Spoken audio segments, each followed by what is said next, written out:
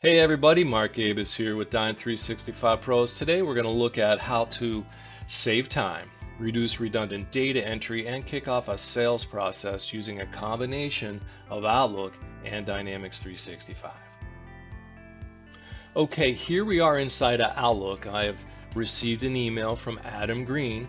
Adam Green was a trade show attendee. I met him last week. We had one of those spontaneous discussions at our booth, and now he's requesting more information about our food safety services. So I want to kick off my sales process here right within Outlook. So you can see off to the right here, I've enabled my Dynamics 365 app for Outlook.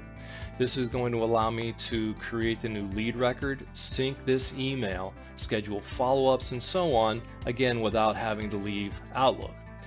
The app is already doing its job. It's telling me Adam doesn't yet exist in the system. You can see it says unknown recipient.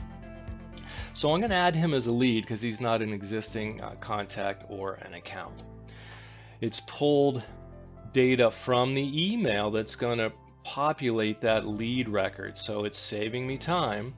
I'm going to add a couple more data points here. I know that he's ready to buy this quarter.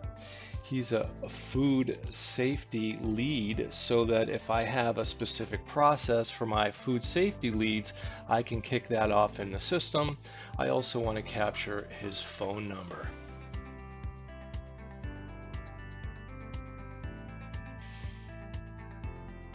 All right, so I've successfully created the lead record, and I've tracked this email to Adam's lead record for future reference. Let's see what this looks like inside of the system. All right, so you can see here's his lead record. First name, last name, phone number, email address, copy of the email that he sent me.